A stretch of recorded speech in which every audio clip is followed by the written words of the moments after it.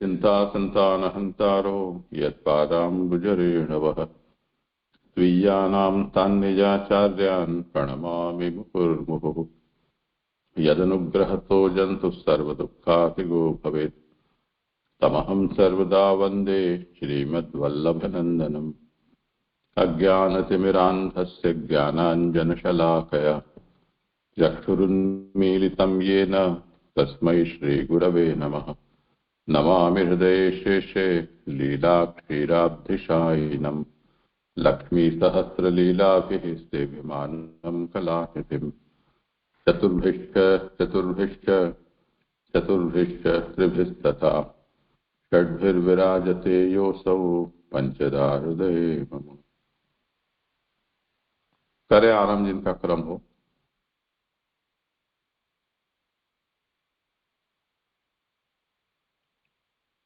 जिनका क्रम हो आरंभ करो।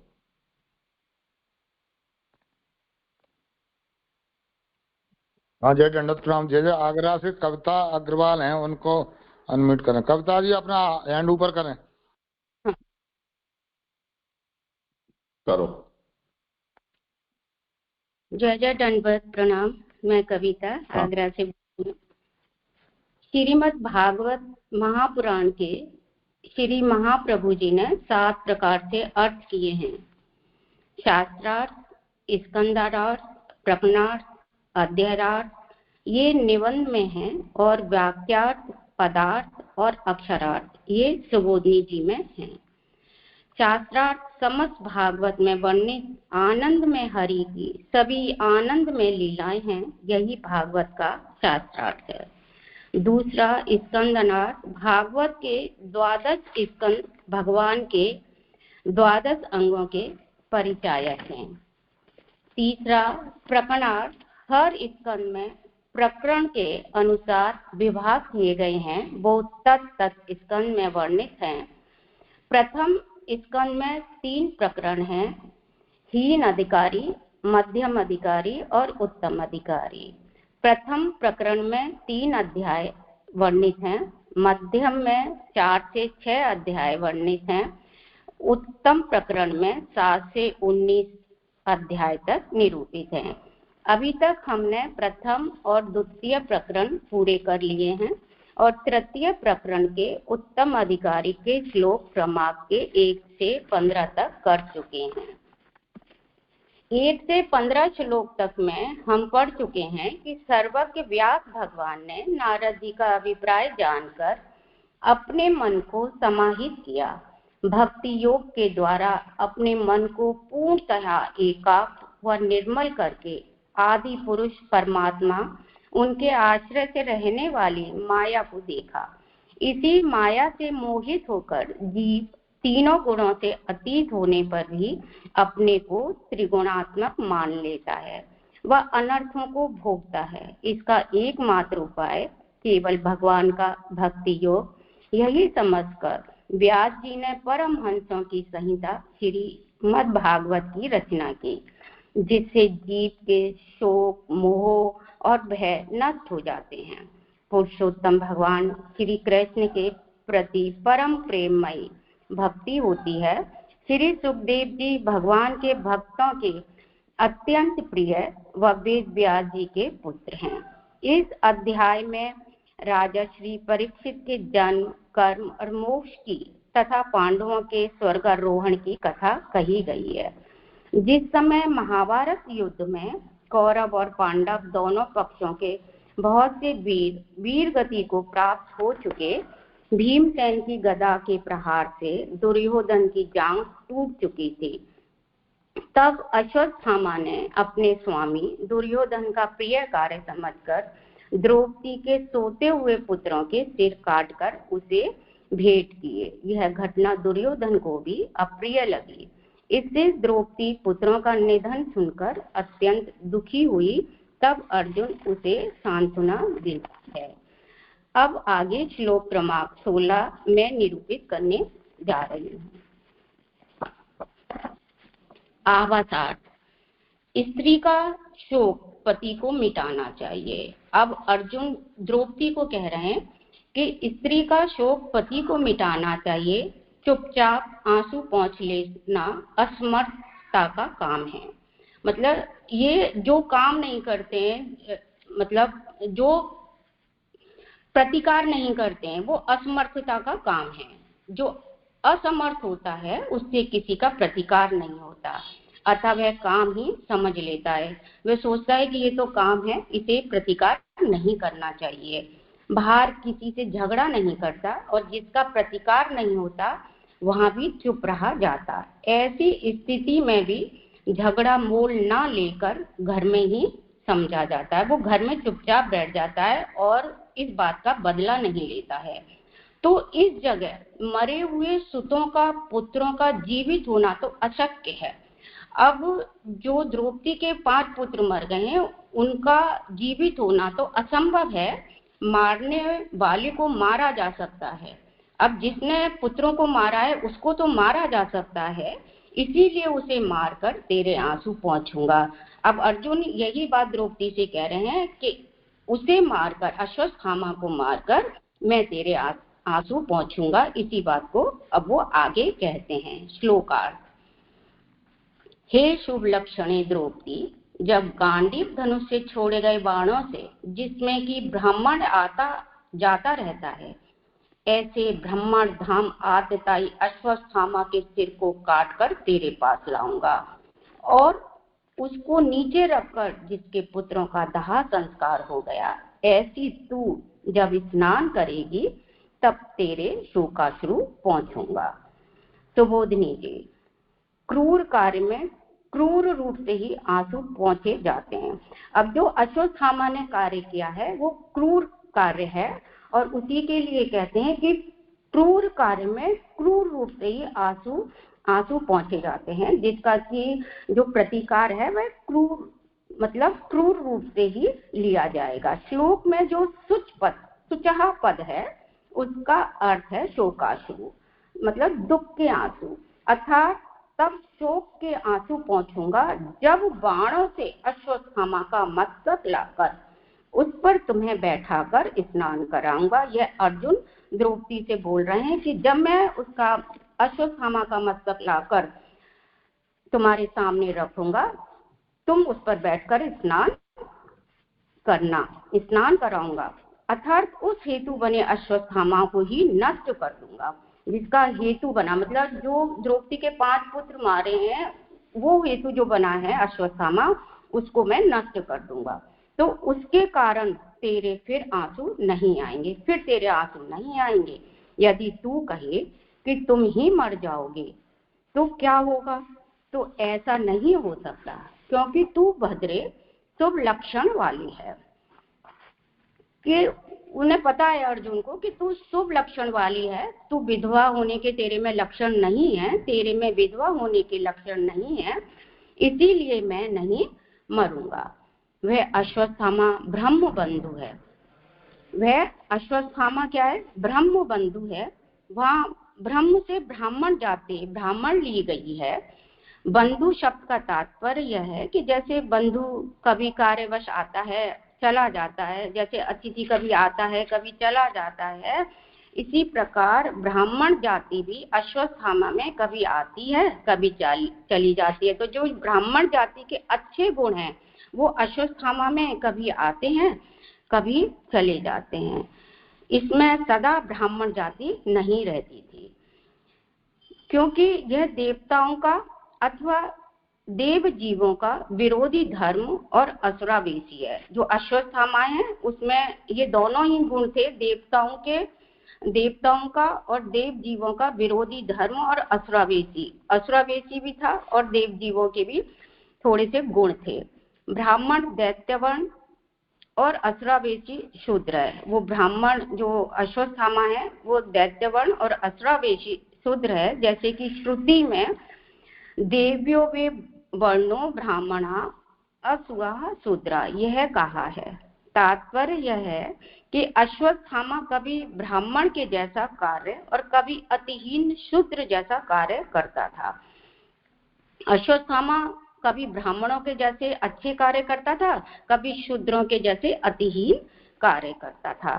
और अग्नि दो गरद चेव शस्त्रपाणि धनापः क्षेत्रदारापहारी च षटेते हयातायिन अर्थात आग लगाने वाला, विष देने वाला, मारने के लिए शस्त्र जिसके हाथ में हो, धन का अपहरण करने वाला और खेत व स्त्री को अपहरण करने वाला, ये 6 आतताई हैं।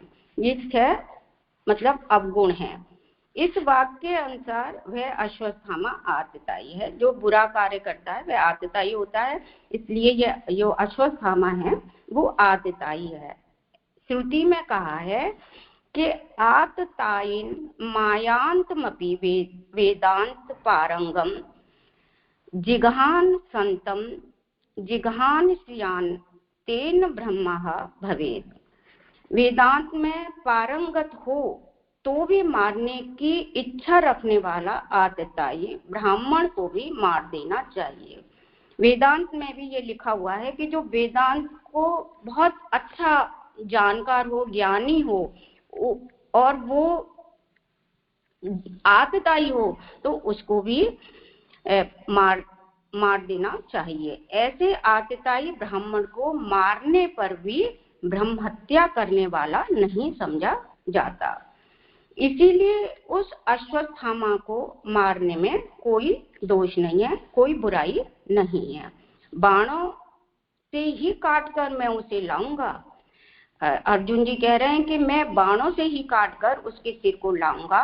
बाणों से दूर से ही मारा जा सकता है, मैं उसका स्पर्श भी नहीं करूंगा और मेरे बाण ही उसे दूर से ला देंगे। इसीलिए बाणों से मारने के कारण मेरा उससे स्पर्श नहीं होगा, क्योंकि वह दुष्ट है।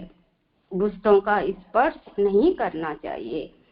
दुष्ट के स्पर्श करने से स्वयं में भी दोष आ जाते हैं, दोष आते हैं। ऐसा कार्य करने में सामर्थ्य कहते हैं कि गांडीव मुक्ते, गांडीव से छूटे हुए बाण यह सब कर सकते हैं। मतलब अर्जुन के गांडीव धनुष से छूटे हुए बाण स्वयं अश्वत्थामा का सिर काटकर, मतलब वो पूरे अपने टारगेट पे जाके और उसको पूरा करते हैं और अर्जुन को वहां जाने की भी जरूरत नहीं है, ऐसा लिखा है। शत्रु के सिर को आसन बनाकर स्नान कराना वैर निकालने में क्षत्रिय धर्म बताया गया है। तो शत्रु के सिर को आसन बनाकर स्नान करना और उसका बदला लेने वो क्षत्रिय धर्म बताया गया है। श्लोक में दग्ध पुत्रा कहा है। इसका अभिप्राय 2 तरह से है। सोते हुए बच्चों को जला दिया गया। एक अभिप्राय दग्ध पुत्रा का यह है कि उसने अश्वत्थामा ने सोते हुए बच्चों को जला दिया या अथवा दाह संस्कार कर दिया गया, या दाह संस्कार कर दिया गया। यदि अश्वत्थामा ने सोते हुए बच्चों को जला दिया, ऐसा अभिप्राय लेते हैं हम, तो यह बात अधिक शोक होने में कारण है, अधिक दुख होने के कारण है यदि उसने सोते हुए बच्चों को जला दिया। और यदि दाह संस्कार किया है तो वहां स्नान का कारण है, क्योंकि दाह संस्कार करने के बाद में स्नान की प्रक्रिया होती है, तो वह स्नान का कारण है। जब तू स्नान करेगी, जब द्रौपदी स्नान करेगी, ऐसा अर्जुन कह रहे हैं, तब तेरे शोक के आंसू पहुंचूंगा, ऐसा श्लोक का संबंध है। प्राय क्षत्रिय क्रोधी होते हैं। जो क्षत्रिय लोग होते हैं वो क्रोधी होते हैं। क्षत्रिय होने से दूसरे की तरह स्वभाव का उन्हें शोक नहीं होता, और उनको ऐसा शोक नहीं होता, क्योंकि शोक जो है वह काम परायणों को होता है। दुख जो होता है वो प्रतिकार जो नहीं करते हैं ना, उनको होता है, और क्रोध परायणों को नहीं। लेकिन जो प्रतिकार करते हैं उनको क्रोध, उनको शोक नहीं होता, अर्थात क्रोधी को शोक नहीं होता, अर्थात क्रोधी को शोक नहीं होता। यहाँ पर 16वां श्लोक संपन्न हुआ है। जय जय। आप कुछ और विचार किसी को?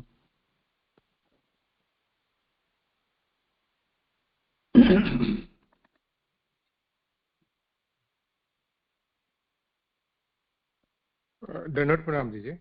दीदी यहाँ पे जो अंत में ये समझाया कि अगर बच्चों को यानी जला दिया अथवा दाह संस्कार कर दिया, तो ये दो में क्या फर्क है? क्योंकि दाह संस्कार में भी तो जलाया जाता है, तो ये इसमें फर्क कैसे समझे? हाँ, करो समाधान।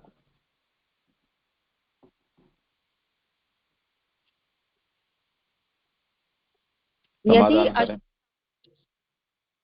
यदि अश्वत्थामा ने सोते हुए बच्चों को जला दिया, मतलब उन्होंने दाह संस्कार नहीं किया, यहाँ पर जला दिया, ऐसे ही जला दिया।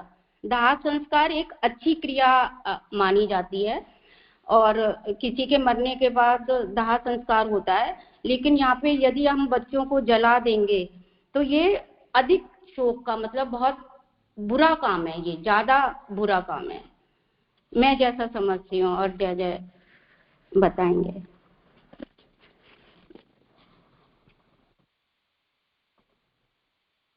हुआ समाधान?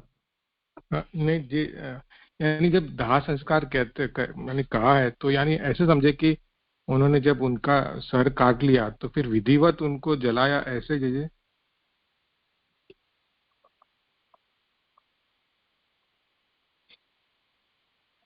ऐसा है, अर्जुन द्रौपदी का सांत्वन कर रहे हैं।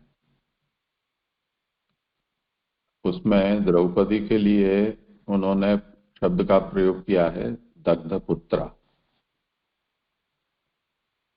दग्ध पुत्रा का मतलब होता है कि जिसके पुत्र दग्ध हो चुके हैं, जल चुके हैं।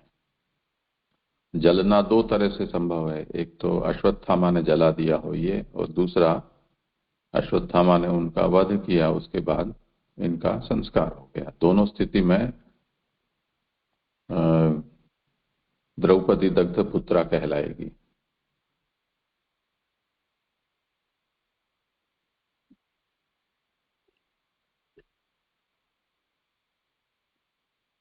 जी जी जी, हुआ स्पष्ट। दंडवत प्रणाम दीजिए। हाँ जी जी, दंडवत प्रणाम। जी जी, जो लास्ट लाइन है ना, प्रायः क्षत्रिय क्रोधी होते हैं, और फिर उसमें ऐसा है अर्थात क्रोधी को शोक नहीं होता, वो काम परायण को होता है। लेकिन यहाँ तो उनको क्रोध हुआ है, मतलब शोक हुआ है, ऐसा दिखा रहा है ना कि शोक के आंसू पोंछूंगा। तो इसका मतलब समाधान कैसे करना? आप करें समाधान।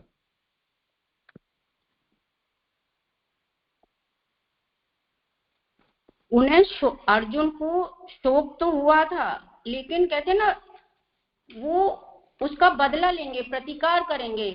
वो खाली बैठेंगे नहीं, उसको हो गया हाँ शोक हो गया, दुख हो गया और बैठ जाओ चुपचाप, हमें इसका शोक नहीं करना है। तो वो सिर्फ अपनी बात को ऐसा कह रहे हैं, ये क्षत्रिय धर्म है। वो मैं समझ गया आपने जो कहा वो, लेकिन फिर लास्ट में जो लाइन है, अर्थात क्रोधी को शोक नहीं होता, वो काम परायण को होता है। तो यहाँ तो मतलब काम का कुछ ऐसा आया नहीं, क्रोध हुआ है और शोक भी हुआ है, लेकिन लास्ट लाइन है ये ऐसी आई कि क्रोधी को शोक नहीं होता। ये मतलब समझ नहीं पड़ा मुझे थोड़ा। तो फिर हम लोग भी कैसे समझ पाते यदि वो ऐसा अर्जुन इसको डिस्प्ले नहीं कर पाते, या आचार्य जी हमको नहीं कहते, तो हम ये समझ ही नहीं पाते कि क्षत्रियों को क्रोध किस तरह से होता है।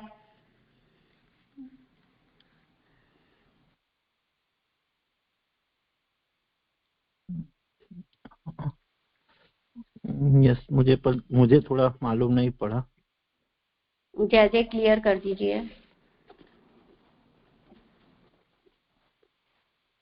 यहाँ जो विषय है कि तदा शुचस्ते प्रमृजामि भद्रे, द्रौपदी शोकाकुल हैं और अर्जुन ये प्रतिज्ञा कर रहे हैं कि अश्वत्थामा का सर काट कर लाऊंगा और तब तुम्हारे शोकाश्रुओं को पोंछूंगा।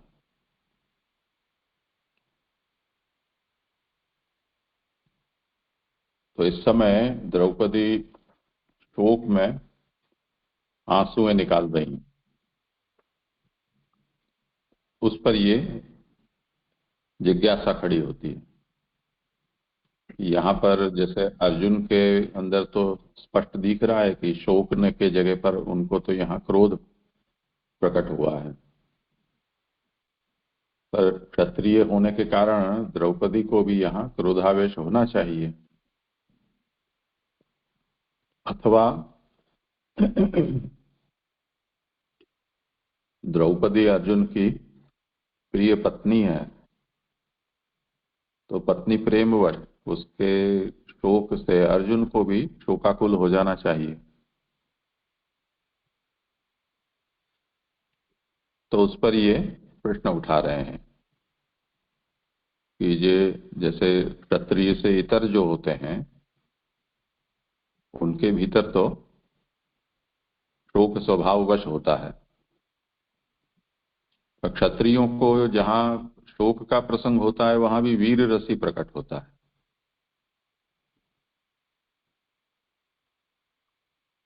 तो यहाँ पर क्षत्रियत्वाद न अन्यवत स्वभावतः शोकः, द्रौपदी को भी जो शोक यहाँ प्रकट हुआ है वो क्षत्रिय होने के कारण उस क्षत्रिय स्वभाव से ये शोक प्रकट नहीं हुआ है, क्योंकि जो कामपरायण होते हैं उनके भीतर स्वभाववश क्रोध प्रकट होता है, और जो स्वभाव से क्षत्रिय हैं उनके अंदर ऐसा नहीं होता है। तो जो क्रोधपरायण है उनके अंदर ऐसा नहीं होता है, ये बात कह रहे हैं। तो ये जो हो रहा है वो भी शोकाश्रु के बजाय ऐसा समझें कि ये क्रोधाश्रु।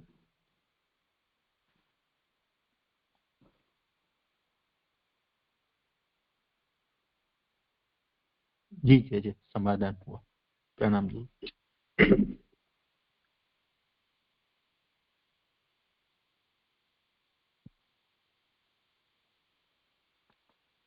जय जय, आगे करूं? दंडित प्रणाम। जय जय, दो चीजें हाँ। अलग अलग क्यों आ रही है? तो 14 नंबर श्लोक में लिखा है कि वो अपने बच्चों के मस्तकों को ले गया अपने स्वामी को प्रसन्न करने के लिए, और यहाँ पे आया है कि आग से जला दिया। तो ये कैसे अलग अलग कैसे आ रहे हैं जय जय? हाँ, तो जो अंश बचा उसको तो जलाना ही है ना। नहीं, पर जय जय तो वो तो उनको बच्चों को लेके गया है ना, सर को लेके गया है ना। सर ले गया पर धड़ तो रहे ना, जिसका भी अच्छा। दाह संस्कार, क्योंकि जाते समय उसने शिविर को आग भी लगाई है।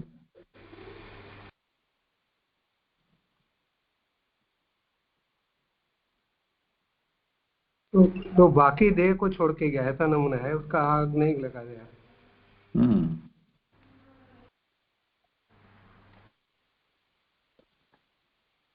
करें आगे। श्लोक 17वां श्लोकार्थ।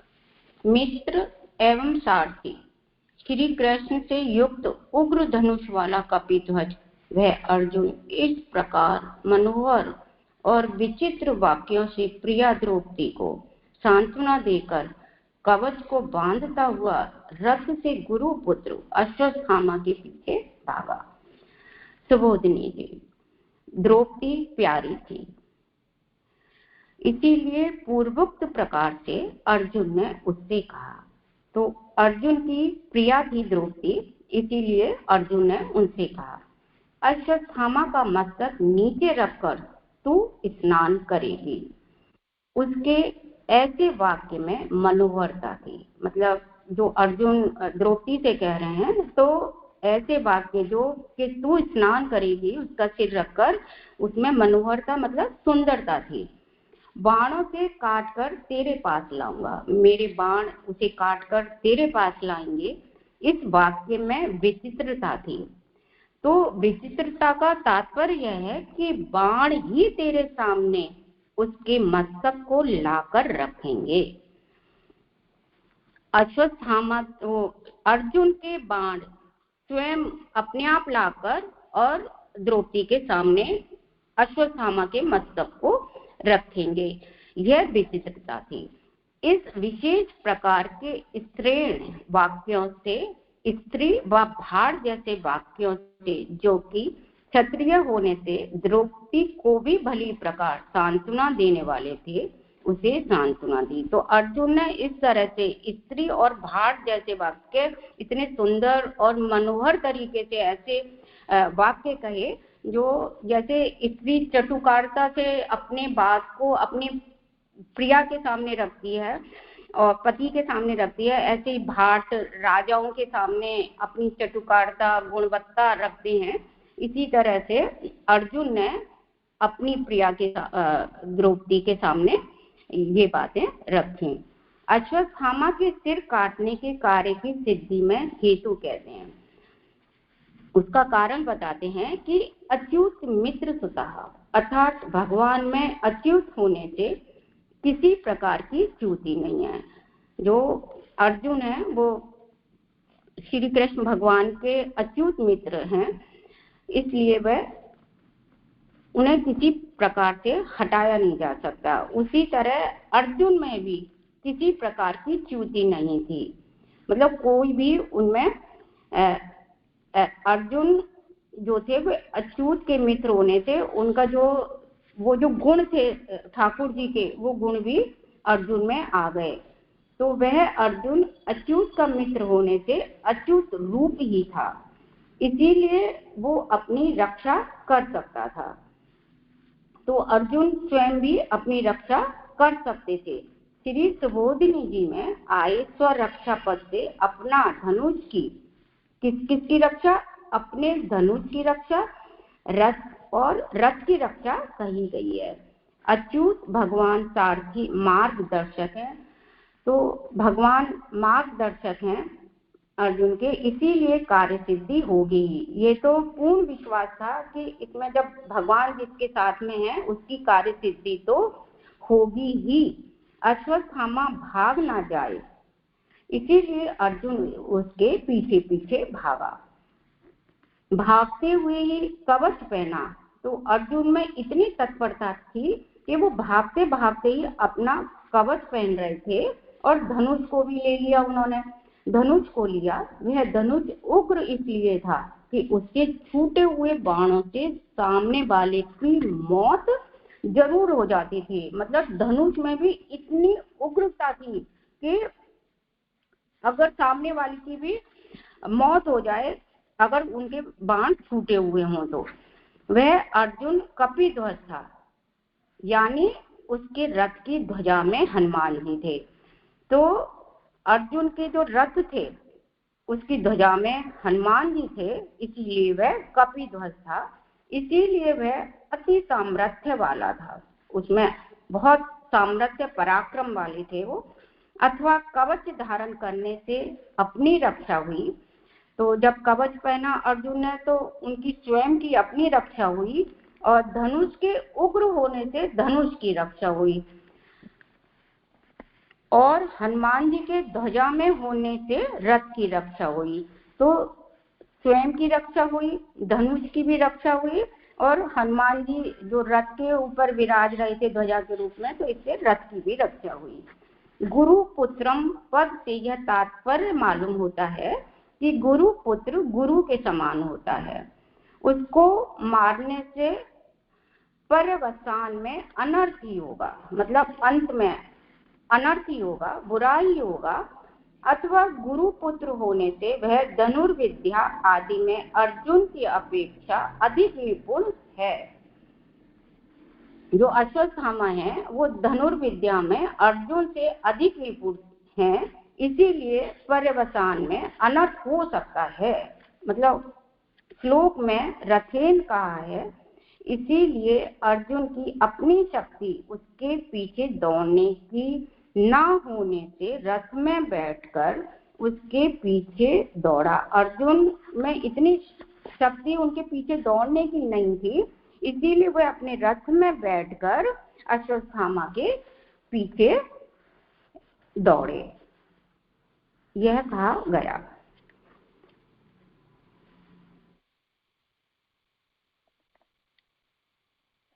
यहाँ पर 7वां श्लोक संपन्न होता है। कुछ हो विचार में किसी को? करें आगे। श्लोक 18 श्लोकार्थ। उस अर्जुन को पीछे दौड़ते हुए दूर से देखकर उद्विग्न मन वाला, जीने की इच्छा रखने वाला, बलघाती व अश्वत्थामा जहां तक जा सकता है उतना पृथ्वी पर रथ से महादेव जी के भय से जैसे सूर्य दौड़ा था उसी तरह दौड़ा। सुबोधनी जी। अश्वत्थामा को देखने पर भी अर्जुन की गति मंद नहीं हुई। अश्वत्थामा को देख लिया, फिर भी अर्जुन ने अपनी गति, अपनी चाल धीमी नहीं की। तब अश्वत्थामा ने समझ लिया कि यह मारने के लिए ही आ रहा है। तो अश्वत्थामा समझ गए कि यह अर्जुन मुझे मारने के लिए ही आ रहे हैं। यही बात आप तंतम से कही है। अश्वत्थामा अपराधी था, इसीलिए चौकन्ना होने के कारण उसने दूर से ही अर्जुन को देख लिया। अश्वत्थामा अपराधी है, इसीलिए चौकन्ना भी था और उसने अर्जुन को देख लिया। जो क्षत्रिय धर्म को स्वीकार करता है उसे युद्ध के उपस्थित होने पर प्रोत्साहन होता है, और जो क्षत्रिय धर्म स्वीकार करता है उसे युद्ध में अगर उपस्थित होता है तो उसको उत्साह होता है। परंतु बालकों को मारने के पाप से उसके मन में उद्वेग हो गया, चिंता हो गई कि जो मैंने ये पाप किया है यह ठीक नहीं है। युद्ध का साधन जो रथ है वह भागने का साधन बन गया। युद्ध में रथ जो है युद्ध का साधन बन जाता है, वो अब भागने का साधन बन गया अश्वत्थामा का। अर्थात जिस रथ का उपयोग युद्ध के लिए किया जाता है उस रथ का उपयोग उसने भाग जाने के लिए किया। इसी बात को रथेन से कहा है। भागने में कारण कहते हैं कि प्राण परिप्सु, वे प्राणों की रक्षा करना चाहता था। अश्वत्थामा अपने प्राणों की रक्षा करना चाहता था, इसीलिए वह भाग रहा था। जिन प्राणों की रक्षा के लिए उसने नीच दुर्योधन की सेवा, पिता द्रोणाचार्य का वध और अन्याय करना अंगीकार किया था, मतलब उसने ये सब कार्य स्वीकार किए। अश्वत्थामा ने उनके प्राणों की रक्षा के लिए भागना कोई आश्चर्य की बात नहीं। उन प्राणों की रक्षा के लिए आज वो भाग रहा है तो इसमें कोई आश्चर्यचकित होने की बात नहीं है। पृथ्वी पर जहां तक दौड़ा जा सकता था, यानी जहां तक नदी आदि बीच में नहीं पड़ी वहां तक वह भागा। अश्वत्थामा पृथ्वी पर दौड़ रहा था और जहां तक नदी नहीं है, कोई भी बीच में रुकावट नहीं थी, वह दौड़ता ही चला जा रहा था। योग और मंत्रादि के द्वारा दूसरे लोक में, स्वर्ग आदि में जाने पर भी उनकी रक्षा नहीं हो सकती थी। यदि वो योग और मंत्रादि के द्वारा किसी दूसरे लोक में जैसे स्वर्ग में भी जाने की इच्छा करते तो वहां पर भी उनकी रक्षा नहीं हो सकती थी। इसमें दृष्टांत कहते हैं, इसमें एक विवरण बताते हैं। जैसे रुद्र भक्त विंदुनमाली राक्षस के गिरा देने पर रुद्र महादेव को क्रोध हुआ, तब त्रिशूल को उठाकर महादेव जी सूर्य को मारने के लिए प्रवृत्त हुए। तो ये जो कथा है वो आगे बताई जाएगी, इसीलिए इस पर मैं वो नहीं कर रही हूँ। सूर्य दौड़ता हुआ पृथ्वी पर गिरा और काशी में लौलार्क नाम से प्रसिद्ध हुआ। इस प्रसंग की वामन पुराण में इस प्रकार की कथा है कि विंदुनमाली नाम का कोई राक्षस महादेव जी का भक्त था। महादेव जी ने उसे सोने का विमान दिया। उसने सूर्य के पीछे दौड़ते हुए अपने विमान की कांति से रात्रि को नहीं होने दिया। तब सूर्य ने अपने तेज से उस विमान को पिघलाकर गिरा दिया। जब उसने बिंदुमाली ने अपने विमान की मतलब इतनी कांति से, इतनी प्रकाश से रात्रि को ही नहीं होने दिया, तो सूर्य ने अपने तेज से उस विमान को पिघलाकर गिरा दिया। बिंदुमाली के जो विमान रुद्र जी ने दिया था उसको पिघलाकर गिरा दिया। यह बात सुनकर महादेव जी क्रुद्ध हुए और त्रिशूल उठाकर सूर्य के पीछे दौड़े। सूर्य दौड़ा और महादेव जी की क्रूर दृष्टि से दग्ध होता हुआ काशी में पड़ा। तो जब महादेव जी की क्रूर दृष्टि सूर्य पे पड़ी तो वह जल गया और काशी में पड़ गया और लौलात नाम से प्रसिद्ध हुआ, जो लौलात नाम से प्रसिद्ध हुआ है। इसी तरह अश्वत्थामा भी अर्जुन के भय से यदि दूसरे लोक में जाते, जैसे इस कथा के अनुसार, तो उसी तरह गिर सकता था जैसे ये विमान गिरा। अतः पृथ्वी पर जितना भागा जा सकता था उतना वह भाग गया, उतना अश्वत्थामा भागा। यहाँ पर 18वां श्लोक संपन्न हुआ। हाँ, जय दंडोत नाम जय। इसमें जो है सुबोधनी की जो टीका है उसमें तीसरे जो पैरा है उसमें पेज नंबर 283 पर भागने में कारण कहते हैं कि प्राण वह प्राणों की रक्षा करना चाहता था।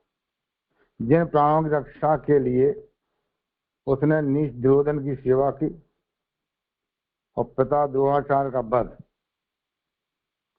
और अन्याय करना अंगीकार किया था। अब जैसे पिता द्रोणाचार्य का वध जिस तरह से हुआ है वो, और यहाँ पर जो है ये इसके ऊपर जो लांछन लगाया जा रहा है वो क्लियर नहीं आया समझ में कि बेटे ने पिता का वध कैसे किया है, तो ये क्लियर नहीं हुआ। जैसे करें समाधान।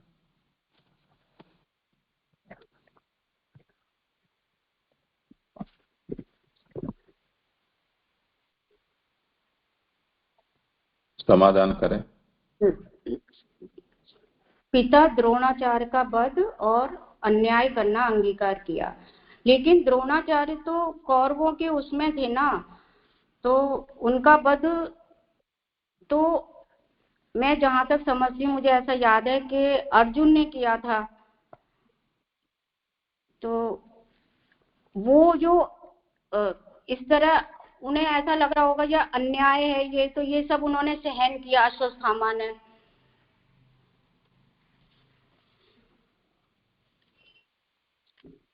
ऐसा है कि यहाँ पर अश्वत्थामा ने वध किया है ऐसा अभिप्राय नहीं है।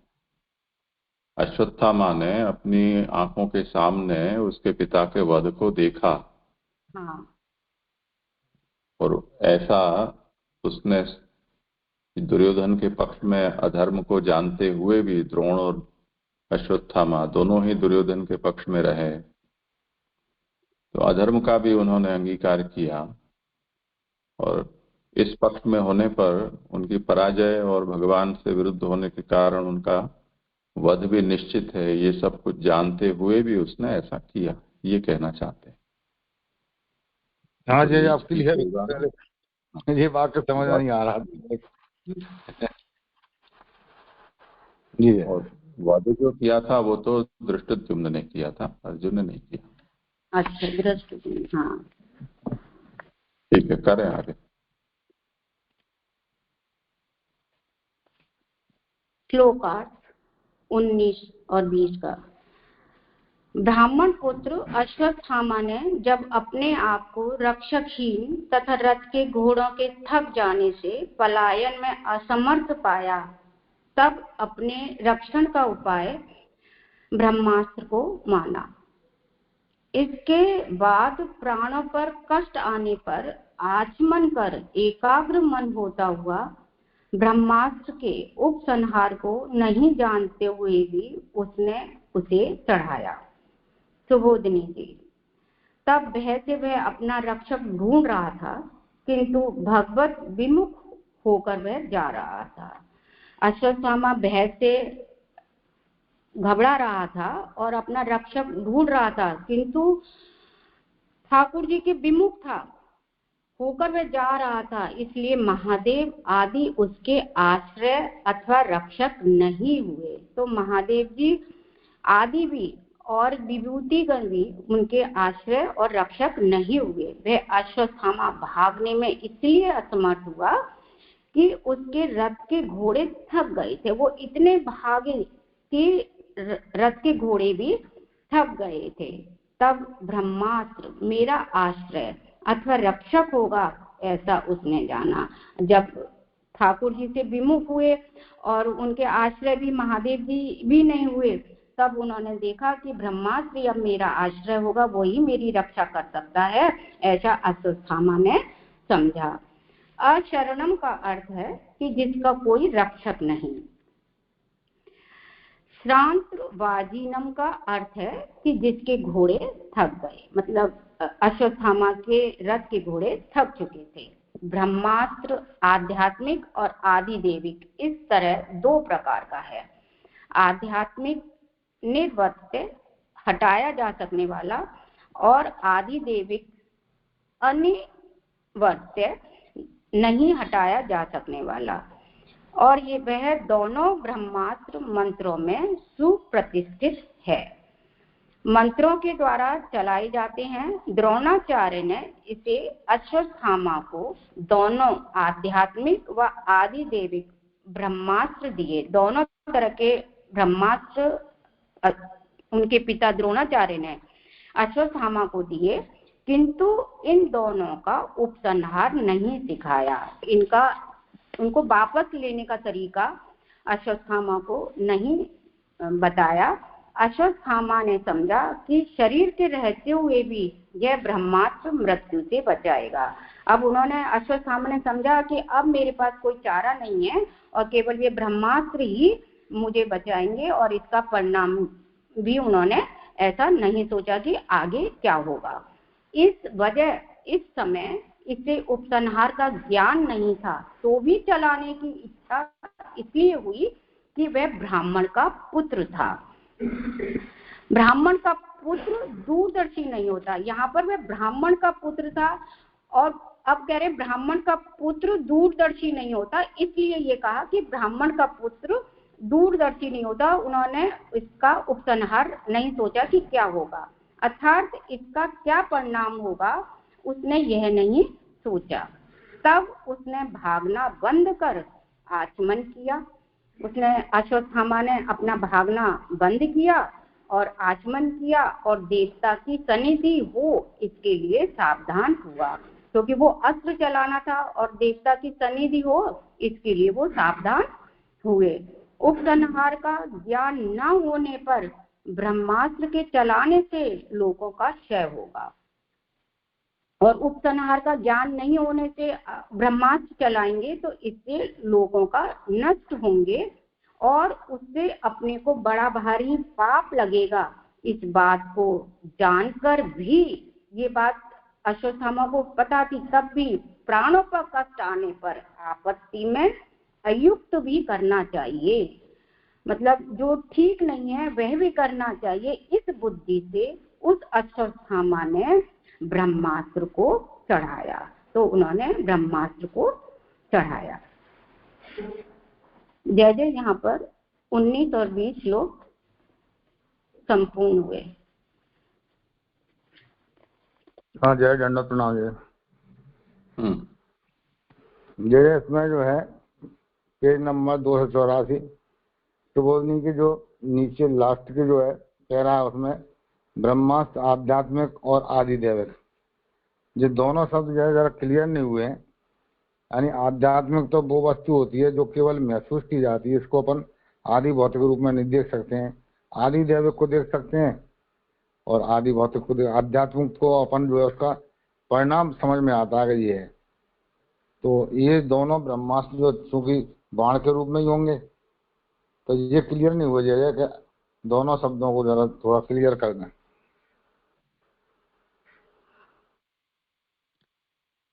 विवरण तो यहाँ भी इस विषय में कुछ भी नहीं है, पर इसका भेद तो हम गंगा जी के उदाहरण से समझ सकते हैं। जैसे तीर्थ रूपा आध्यात्मिकी होती है, जिसको शक्ति रूपा कहा है, जो भोग मोक्ष प्रदान करती है, और एक आदि देवी की मूर्ति रूपा है। तो उसी तरह से जो आदि भौतिक है वो तो किसी भी रूप में हो सकता है, जैसे गंगा जल रूपा है, उसी तरह से ब्रह्मास्त्र है, उसमें आगे वर्णन आएगा कि वो ऋषि के आश्रम में पहुंच गया बचने के लिए, तो तब उनके धनुष बाण भी उनके पास नहीं रह गए थे, तो उन्होंने केवल घास के तिनके को लेकर और मंत्र शक्ति से आवाहन किया और उसे चला दिया। तो आदि भौतिक तो कोई भी भौतिक पदार्थ हो सकता है जिसमें ब्रह्मास्त्र का आधान कर सके। वो मंत्र शक्ति रूप होता है, वो आध्यात्मिक होता है, और उसकी जो ब्रह्मा है वो उसके देवता है, वो उसका आदि दैविक हुआ। तो ये दोनों विषयों का ज्ञान उसे कराया था। जी ये अच्छा हुआ क्लियर गंगा जी को उदाहरण से। जैसे अब इसी के दूसरे पैरा में जो दिया है, इस समय से उपसंहार आरक ज्ञान नहीं था तो भी चलाने की इच्छा इसलिए हुई कि वह ब्राह्मण का पुत्र था। अब ब्राह्मण का पुत्र दूरदर्शी नहीं होता। अब जैसे ब्राह्मण का पुत्र दूरदर्शी नहीं होता, ब्राह्मण को ऋषि कुल है और ऋषि रिसर्च करते हैं। अगर रिसर्च जो है दूरदर्शी नहीं होंगे तो वो रिसर्च नहीं कर पाएंगे। जैसे इस तरह का प्रश्न बनता है, और यहाँ लिख रहे हैं कि ब्राह्मण का दूरदर्शी नहीं होता है। तो ये बात ज़्यादा सेट नहीं हो रही है कि ये कैसे नहीं हो सकता है। यदि केवल वो उसके लिए पर्टिकुलरली माने अपन कि उसमें ब्राह्मण आता जाता रहता तो बात अलग है, लेकिन ब्राह्मण शब्द के लिखा हुआ है तो ब्राह्मण दूरदर्शी नहीं होता। ये जय जाओ और क्लियर करें। ये भाषा की अलग उसकी चलन की बात है। कई भाषा में कई शब्द हैं वो अपने खास अर्थ में या उसकी शैली से उसका अर्थ पता चलता है। अपने यहाँ उसका उदाहरण ये ले सकते हैं कि पंडित पुत्र है, ये एक प्रसिद्ध मुहावरा है। तो किसी को हम मूर्ख कहना चाहें तो मूर्ख न कह सकें, बुरा लगता है, इसलिए अच्छी भाषा में कहना हो तो ये कह सकते हैं कि इनके पिता बड़े पंडित थे। तो उससे अपने आप ये कहला गया कि ये पंडित नहीं है, मूर्ख है। उसी तरह यहाँ भी अश्वत्थामा के लिए द्विजात्मजः ऐसा पद का प्रयोग किया है। द्विज उसे न कहकर द्विजात्मज कहा है। तो उससे ये भागवतकार कहना चाहते हैं कि अगर वो द्विज होते तो उनको अच्छा ज्ञान होता परिणाम का भी, कि क्या मैं कर रहा हूं उससे क्या परिणाम निकलेगा। पर ये द्विजात्मज होने से अदूरदर्शी है। ये सबके लिए बात नहीं है, अश्वत्थामा के लिए कही जा रही है। हाँ जी जय जी, श्लोक में उससे क्लियर हो गया। इधर टीका से समझ में नहीं आता जय। ठीक है जय, दंडवत प्रणाम जय। करो आगे। आवासात तब जो हुआ उसे कहते हैं। श्लोकार्थ।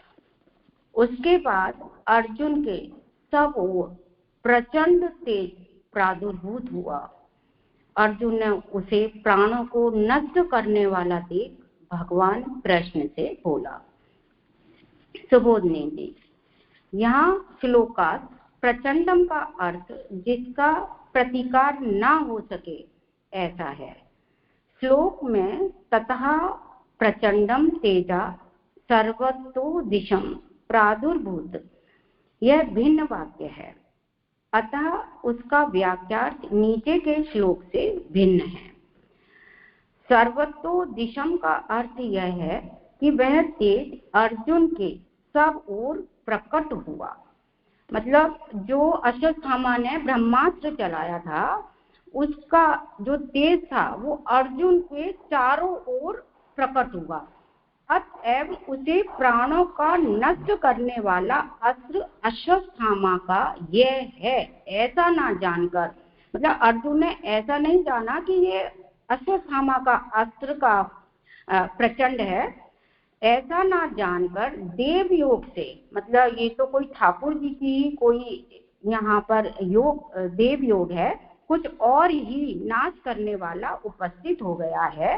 इसीलिए उसको हटाने के लिए, उस प्रचंड तेज को हटाने के लिए अर्जुन ने उसके स्वरूप ज्ञान के लिए कि ये क्या है उसकी जानकारी के लिए भगवान से प्रश्न करने से पूर्व अर्जुन उनकी स्तुति करता है। तो भगवान से ये प्रश्न करने से पूर्व अर्जुन अब प्रभु की स्तुति करते हैं। भगवान श्री कृष्ण को विष्णु इसीलिए कहा है कि वह सर्वव्यापक हैं। यहाँ श्री कृष्ण भगवान को विष्णु कहा है कि क्योंकि जो विष्णु है वो सर्वव्यापक हैं, अतएव सर्वदा रक्षक हो सकता है, हमेशा रक्षक होते हैं ये विष्णु भगवान। अथवा यहाँ श्री कृष्ण में पालकत्व बताने के लिए कि रक्षा करने वाले हैं विष्णु पद दिया है, क्योंकि विष्णु पालक होता है। अर्जुन को विष्णु इसलिए कहा है कि वह जयशील विजय प्राप्त करने वाले होने से तेज का स्वरूप ज्ञान होने पर प्रतिकार करने में समर्थ हैं। और अर्जुन को जिष्णु इसलिए कहा कि वे विजयशील होने से उस स्वरूप का प्रतिकार मतलब बदला लेने में समर्थ हैं। श्लोकास हा पद आश्चर्य बोधक है, अर्थात उस तेज के दिखने पर अर्जुन को मूर्छा होनी चाहिए, उनको मूर्छा आ जानी चाहिए, बेहोशी आ जानी चाहिए, सो ना होकर बिना घबराए। तो अर्जुन बिना घबराए हुए ही अर्जुन भगवान की स्तुति कर रहा है। यही आश्चर्य की बात है कि वो अर्जुन इस बात से घबराए नहीं और प्रभु की स्तुति कर रहे हैं। यहीं पर 21वां श्लोक संपन्न हुआ।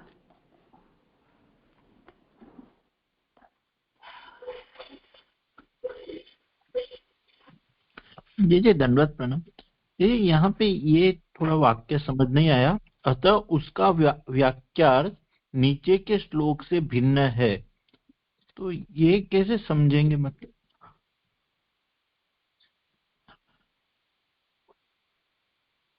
करें समाधान।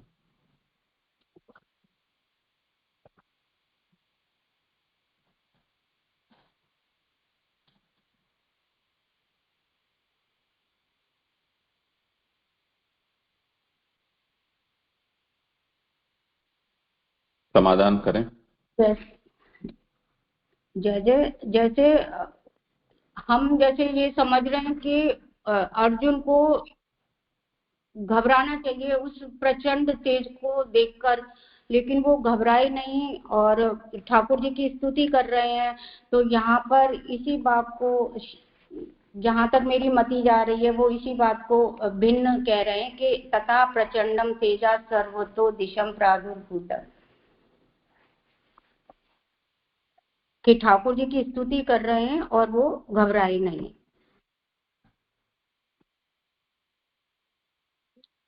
तो मतलब ऐसा समझेंगे कि जो नीचे का श्लोक आ रहा है उसमें वो घबराए हुए है, ऐसा मतलब भक्तों को अभय करने वाले तुम संसार से जलते हुए प्राणियों के लिए मोक्ष रूप हो, ऐसा समझ। आप और क्लियर कर दीजिए।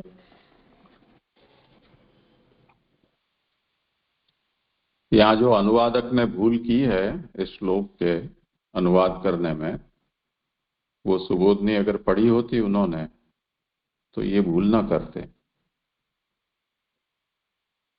महाप्रभु ये कहना चाहते हैं कि ततः तेजः प्रादुरभूत पूर्ण विराम,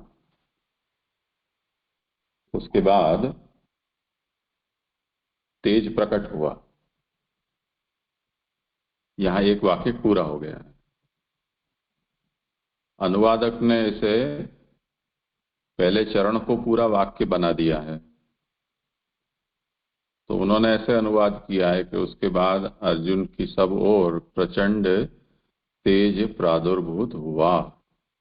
तो सर्वतो दिशम प्रचंडम तेजः ततः प्रादुर्भूत, ऐसा उन्होंने पूरा एक वाक्य कहा है। पर महाप्रभु ये कहते हैं कि ऐसा नहीं, बस और कुछ ज्यादा नहीं है इसमें। जी जी, मतलब महाप्रभु जी जो अन्वयार्थ है उसको महाप्रभु जी मतलब सब वाक्य तोड़ रहे हैं इस तरह से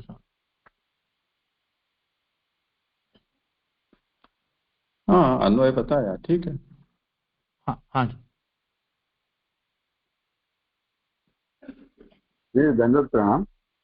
यहाँ थोड़ा जी ये समझना था कि जैसे हम समझते हैं कि भागवत जी में एक तो कथा प्रसंग, फिर डायलॉग और मुख्य से तात्पर्य अर्थ जो थीम है। यहाँ जो 4-5 श्लोक में जो इस तरह की बात है, तो ऐसा हमें समझना है, क्योंकि भागवत जी का हर एक पद अक्षर कृष्णवाचक है, जैसे महाप्रभु जी हमें समझा रहे। तो यहाँ ठाकुर जी डायरेक्ट स्टेज पे नहीं होके बैकड्रॉप में है, ऐसा इसी तरह समझा जा सकता है। लीला प्रसंग यानी प्रसंग उक्त जो बात आ रही है उसमें। करें समाधान।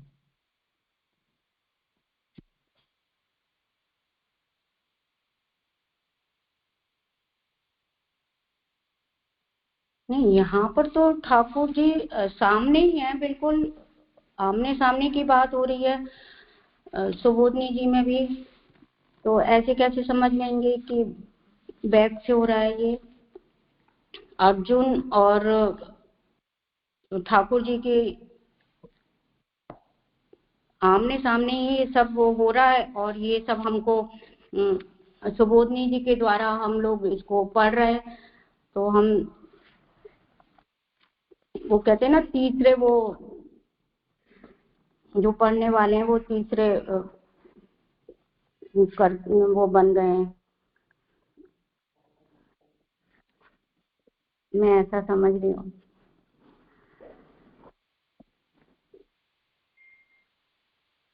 हाँ, किसी और को इस पर विचार करना हो तो।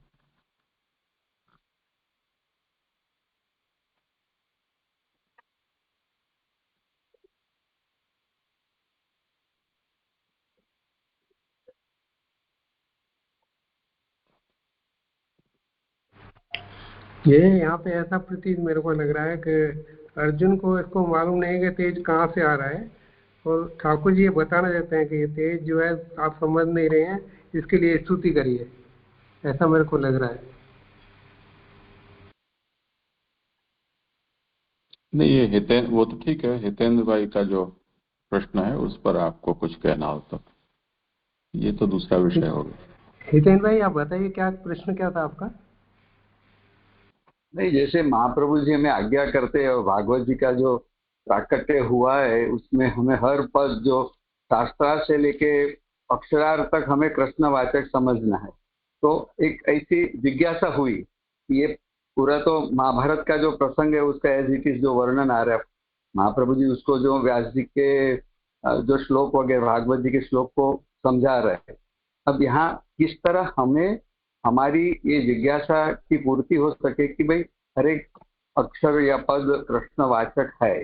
जैसे अपन को जैसे समझाते हो और कि भाई भागवत जी में 3 प्रकार की बातें आती है, कथा प्रसंग है और डायलॉग है। जैसे ये सब डायलॉग चल रहा है यहाँ पे, अर्जुन और उनको सांत्वना दी वगैरह, इस तरह सारे डायलॉग आते हैं पात्रों के बीच में। अब जो मूल भगवान की लीला, कहीं तो भगवान डायरेक्ट इन्वॉल्व होके तो हमें समझ नहीं है कि भाई हाँ प्रभु का डायरेक्ट रोल है। कहीं प्रभु डायरेक्ट नहीं है तो ब्रह्म रूप जिस तरह वो स्टेज के पीछे यानी बैकड्रॉप में है, या कहीं और किसी के द्वारा करवाते हैं, पर वो तो भगवान की इच्छा है। तो उसे वो एक एंगल को थोड़ा समझने को एक प्रश्न हुआ था इसके।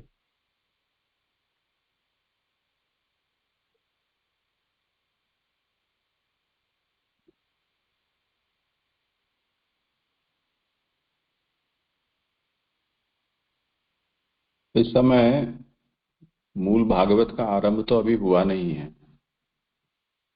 जैसे हम दशविध लीला को देखते हैं तो सर्ग लीला तृतीय स्कंद से आरंभ होती है आश्रय पर्यंत। इस समय तो अधिकार लीला चल रही है। यदि हम फल का उदाहरण ले तो जो निर्गलित फल है वो भीतर है और अभी उसके ऊपर का छिलका है जो उसकी प्रोटेक्शन के लिए है।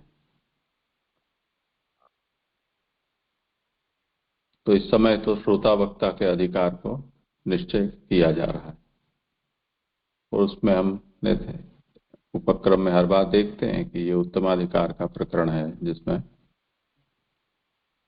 परीक्षित श्रोता है और शुकदेव वक्ता हैं।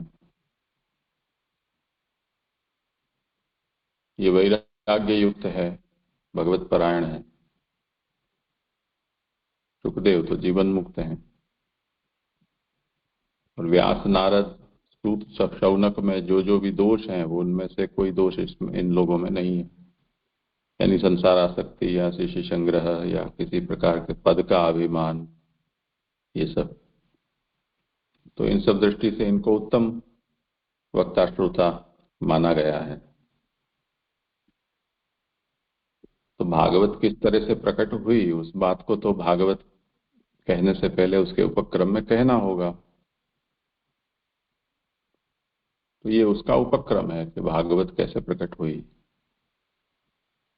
तो मध्यमाधिकार में हमने ये देखा व्यास नारद के संवाद से, कभी व्यास को नारद जी के कहने पर समाधि में ये सब अनुभव हुआ और उन्होंने ये सब कहा।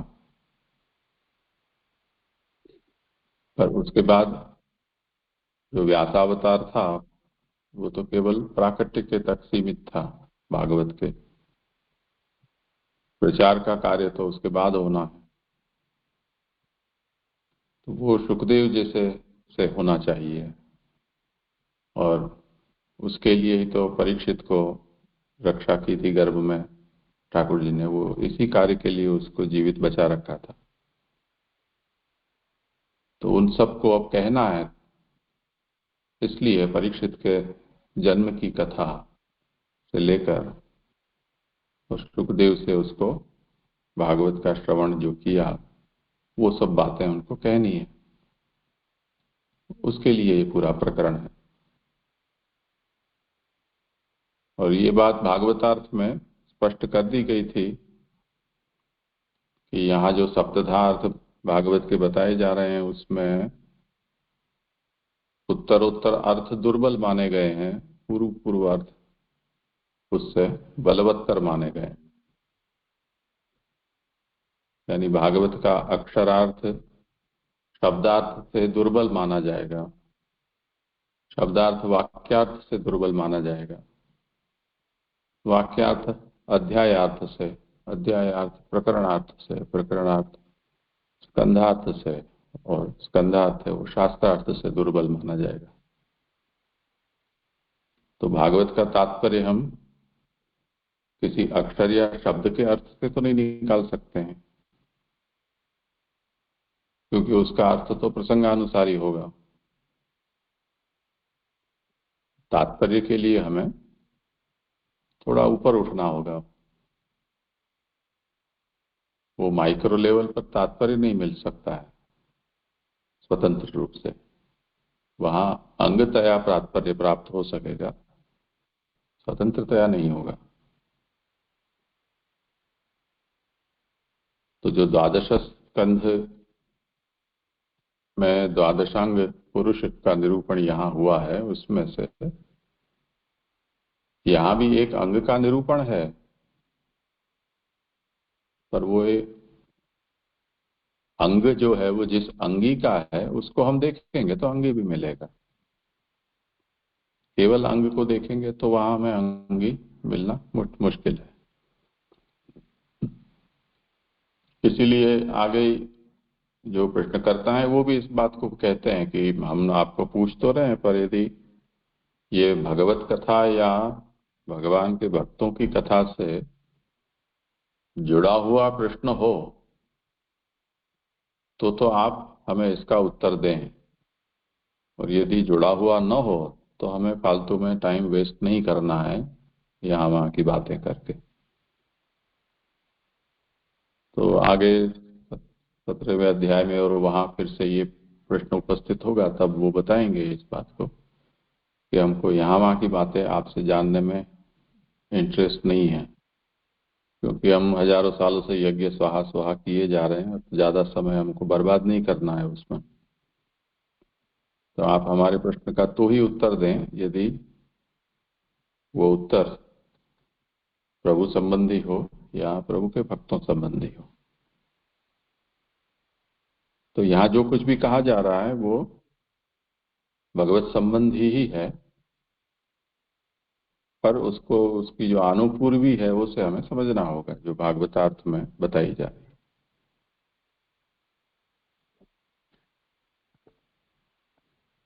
जी जी, बहुत बहुत आनंद हुआ और संगति पूर्वक अनुसंधान पूर्वक जिस तरह हमें पूर्व से समझ, बहुत अच्छा। प्रणाम जी, बहुत अच्छा। हाँ, जय जय, दंडवत प्रणाम। जय जय, आगे का क्रम मेरा है। अच्छा करो। आभासार्थ।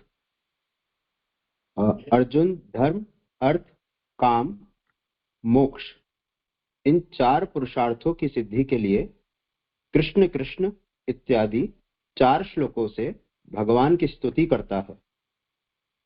यहाँ एक एक श्लोक एक एक पुरुषार्थ को देने वाला है, यह सूचित होता है। अब जब ये ब्रह्मास्त्र अश्वत्थामा ने चलाया है, तब सब ओर से जो तेज आ रहा है इसको देख के और प्राणों पे संकट आया देखकर अर्जुन ठाकुर जी की स्तुति कर रहे हैं 4 श्लोकों से, जो 4 श्लोक 4 पुरुषार्थों की सिद्धि करने वाले हैं। टिप्पणी।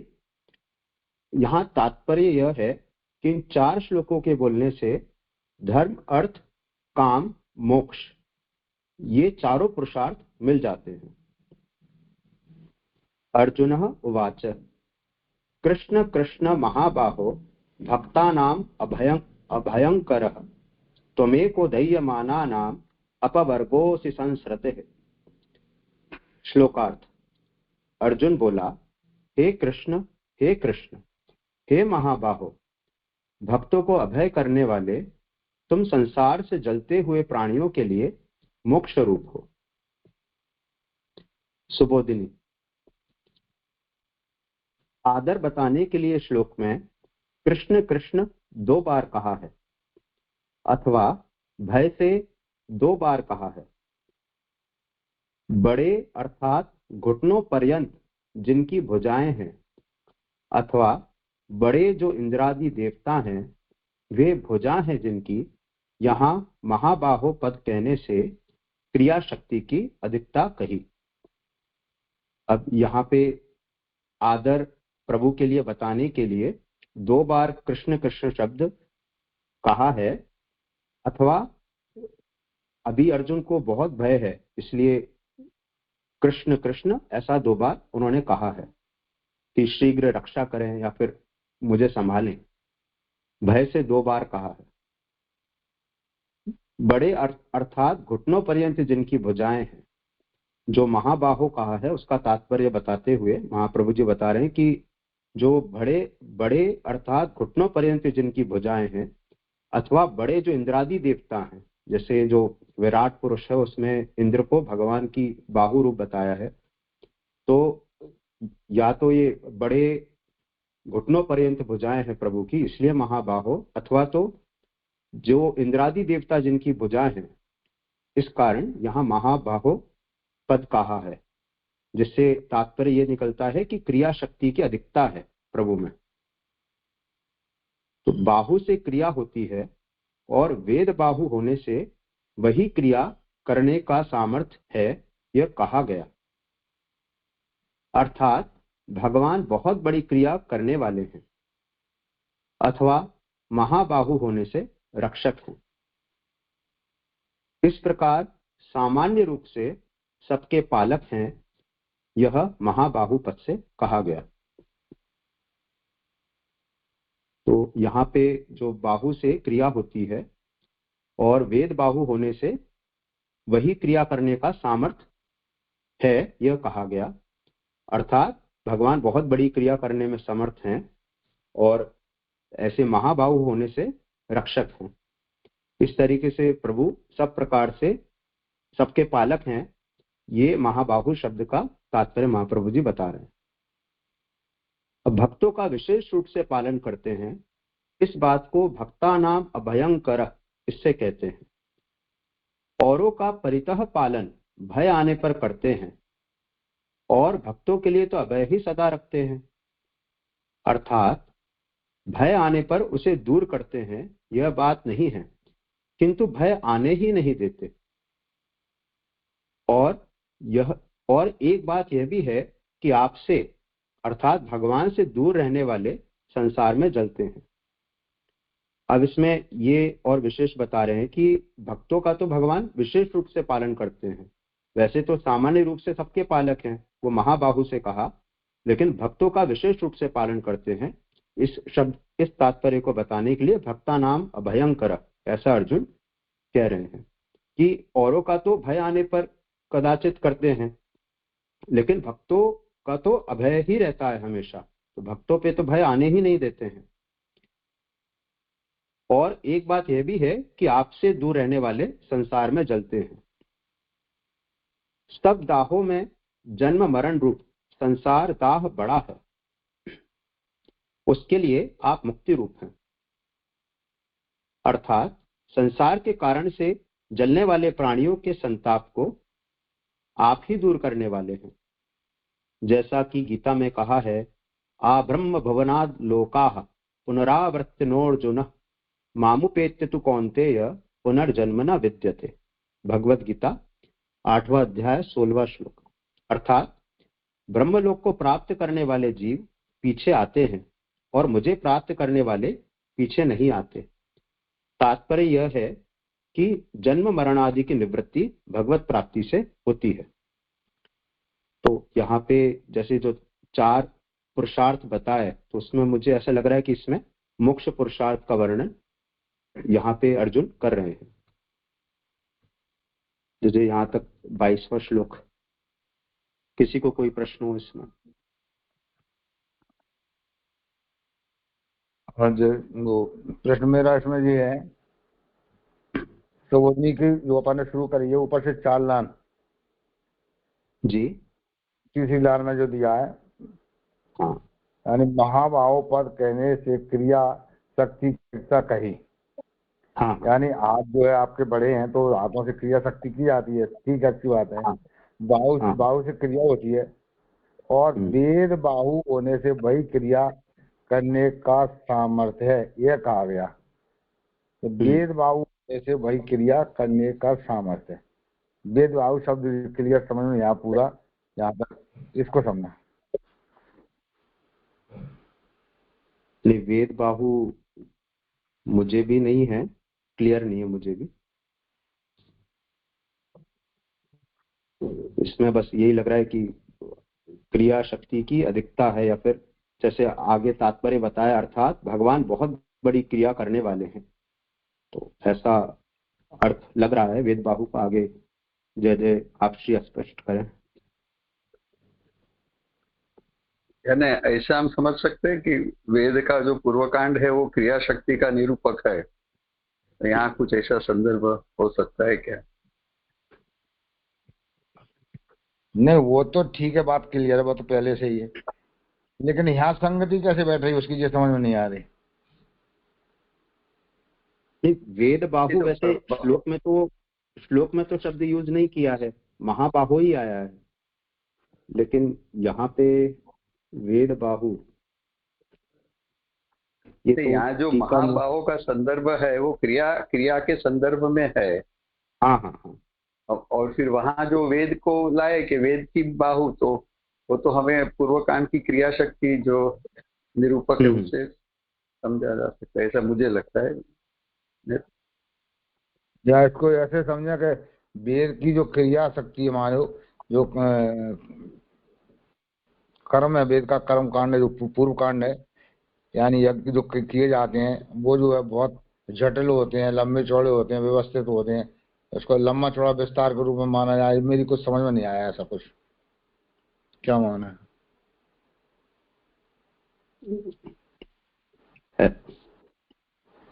ऐसा भी लग रहा है कि जैसे क्रिया होती है और वेद बाहु मतलब वो क्रिया करने का सामर्थ्य, वही क्रिया करने का सामर्थ्य। जैसा आप श्री स्पष्ट करें।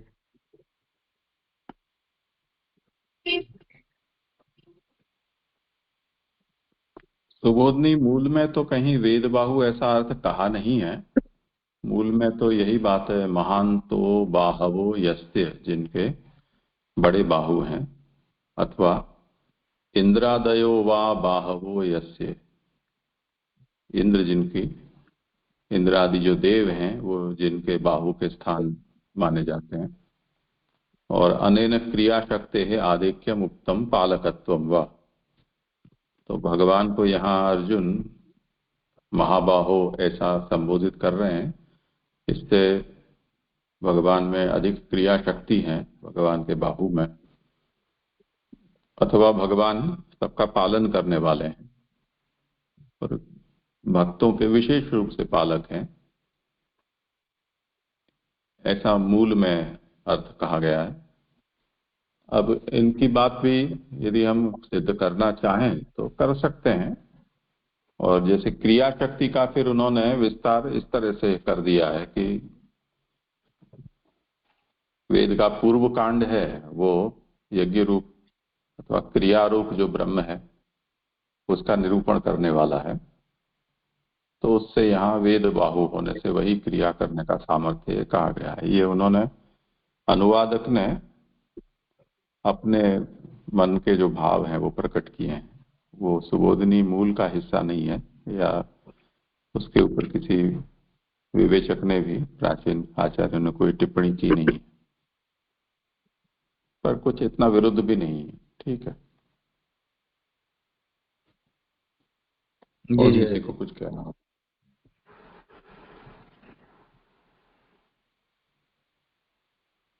करो आगे। जी जरूर। त्वम आद्यः 23वां श्लोक। त्वम आद्यः पुरुषः साक्षात् ईश्वरः प्रकृतेः परः मायां व्युदस्य चित्शक्त्या कैवल्ये स्थित आत्मनि। श्लोकार्थ। आप सबके आदि साक्षात ईश्वर एवं प्रकृति से पर पुरुष हैं।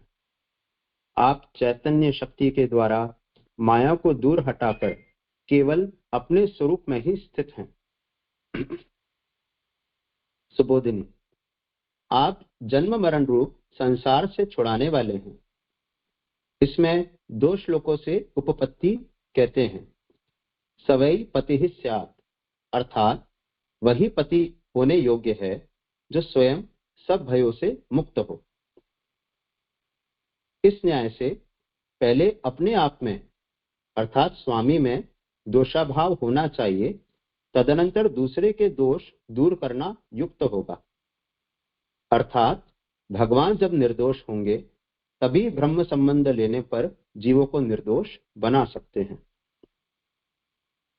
अब इसमें ऐसा श्री महाप्रभु जी आज्ञा कर रहे हैं कि जो प्रभु हैं वो जन्म मरण रूप, अर्जुन ऐसी स्तुति कर रहे हैं कि प्रभु आप जन्म मरण रूप संसार से छुड़ाने वाले हैं। तो इसमें 2 श्लोकों से उपपत्ति बता रहे हैं कि सवै पति ही स्यात्। ऐसा शास्त्रों में बोला है कि पति तो वही होता है जो स्वयं भय से मुक्त हो। तो इस न्याय से प्रभु में भी, स्वामी में भी दोषाभाव होना चाहिए, तभी वो दूसरे के दोष दूर कर पाएंगे। अर्थात भगवान जब निर्दोष होंगे तभी ब्रह्म संबंध लेने पर जीव को वो निर्दोष बना सकते हैं। तो ये जो अंश है अर्थात से लेकर वो अनुवादक ने अपना लिखा है, सुबोधनी का हिस्सा नहीं है। जी जी जी। अर्थात भगवान जब निर्दोष होंगे तभी ब्रह्म संबंध लेने पर जीवों को निर्दोष बना सकते हैं। यहाँ तक का जो है उसे आप पुस्तक में डाल दो तो भ्रांति ना हो। जी, भगवान निर्दोष हैं इस बात का प्रतिपादन करते हैं। दोष 5 प्रकार के हैं: कर्मजन्य, कालजन्य, स्वभावजन्य, मायाजन्य तथा देशजन्य। ये दोष भगवान में नहीं है। इस बात को आद्यः ईश्वरः प्रकृतेः परः मायां युदस्य चित्शक्त्या कैवल्ये स्थित आत्मनि से क्रमशः कहा है। अब भगवान निर्दोष हैं इस बात का प्रतिपादन किया जा रहा है कि दोष 5 प्रकार के होते हैं: कर्म, कर्म से जन्य, काल से जन्य, स्वभावजन्य, मायाजन्य एवं देशजन्य। और ये 5 प्रकार के दोष भगवान में नहीं है। तो इसलिए प्रभु में दोषाभाव है, इस कारण आप अन्य जो आपकी शरण है उनको भी दोष युक्त या फिर रक्षा करने में समर्थ हैं। तो इस बात को इस श्लोक से कहा जा रहा है, क्रमशः कहा गया है कि कर्मों की अपेक्षा, अब इस और स्वतंत्र रूप से एक एक दोष को बता रहे हैं कि कर्मों की अपेक्षा किस तरह से भगवान इन दोषों, भगवान में दोषाभाव है। तो उसमें सर्वप्रथम कर्मजन्य दोष के बारे में बता रहे हैं कि कर्मों की अपेक्षा भगवान आद्य है, इसलिए स्वतंत्र होने से कर्माधीन नहीं है, अतः उनमें कर्मजन्य दोष नहीं है। कर्मजन्य दोष उन्हीं में होते हैं जो कर्मों के बाद पैदा होते हैं और कर्मों के अधीन होते हैं। तो इसमें ऐसा बताया कि भगवान कर्मों की अपेक्षा उनसे प्रभु और पहले हैं, कर्म बाद में हुए हैं, प्रभु कर्मों से भी पूर्व के हैं। तो इसलिए प्रभु कर्म के अधीन नहीं है, स्वतंत्र है, इसलिए प्रभु में कर्मजन्य कोई दोष नहीं आता है। और कर्मजन्य दोष उन्हीं में होता है जो कर्मों के बाद होते हैं और कर्मों के अधीन होते हैं। तो भगवान ईश्वर होने से सबके नियामक हैं और काल रूप भी हैं। तो इससे ये बता दिए कि कर्मजन्य दोष प्रभु में नहीं है। अब आगे दूसरे दोष के बारे में बता रहे हैं कि कालजन्य दोष भी प्रभु में नहीं है। उसको बताते हुए आज्ञा कर रहे हैं श्री महाप्रभु जी कि भगवान ईश्वर होने से सबके नियामक हैं और काल रूप भी हैं। काल अपने से पैदा हुए शरीर आदि में अध्यास होने पर ही नियामक होता है। भगवान में शरीर आदि का अध्यास नहीं है, इसलिए कालजन्य दोष नहीं है। भगवान तो आत्मा के भी नियामक हैं, इसलिए काल के भी नियामक हैं, यह स्वतः सिद्ध है। अब यहाँ पे ऐसी आज्ञा की है कि काल से जो शरीर आदि होते हैं तो उनमें जीव को अध्यास होता है। तो शरीर आदि का अध्यास भगवान में नहीं है, इसलिए भगवान में कालजन्य दोष भी नहीं है। क्योंकि काल अपने से पैदा हुए, तो काल से जो चीज पैदा होती है शरीर आदि, तो उन्हीं में ही कालजन्य दोष होते हैं। लेकिन भगवान न तो काल से हुए हैं, जबकि और भगवान में शरीर आदि का अध्यास नहीं है, इसलिए कालजन्य दोष भगवान में नहीं है। और भगवान तो आत्मा के भी नियामक हैं, इसलिए काल के भी नियामक हैं, यह स्वतः सिद्ध है। भगवान तो काल को भी कंट्रोल करते हैं। काल भगवान की इच्छा है, तो काल की इच्छा से भगवान नहीं चलते हैं, तो इस कारण भगवान में कालजन्य दोष भी नहीं है। अब आगे स्वभावज दोष को बताते हुए, प्रकृति से परे होने से वह स्वभाव का नियामक है, अतः उसमें स्वभावजन्य दोष भी नहीं है। यहाँ प्रकृति से स्वभाव लिया गया है।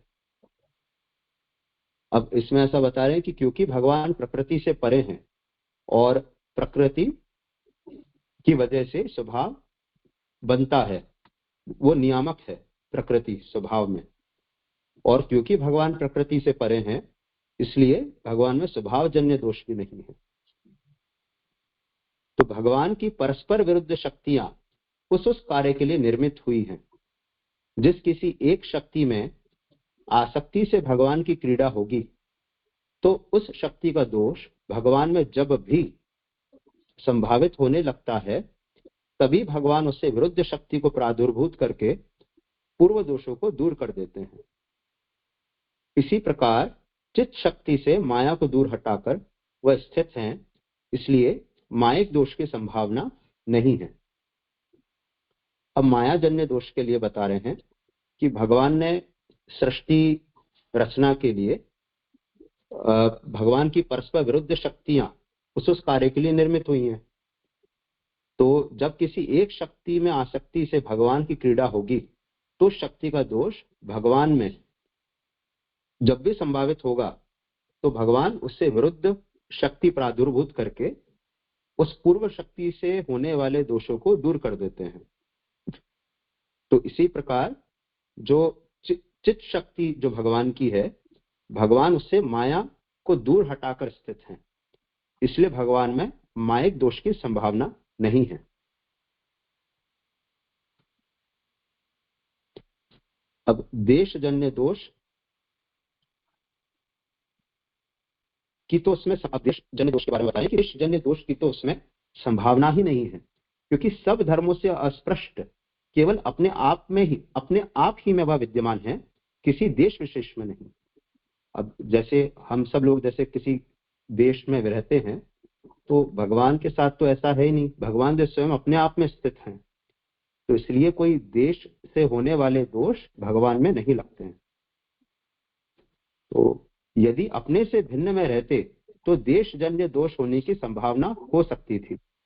अतः आप भगवान स्वतः उक्त पंचविध दोषों से रहित हैं। तो इस प्रकार भगवान में ये पांचों दोष भगवान में नहीं है। तो इससे ऐसा बताया कि भगवान सब प्रकार से रक्षा करने योग्य हैं, भगवान पति हैं, क्योंकि स्वयं सारे भयों से मुक्त हैं, सर्व दोषों से मुक्त हैं, तो इसलिए मेरी भी रक्षा कर सकते हैं। यहाँ तक कोई प्रश्न? अब ये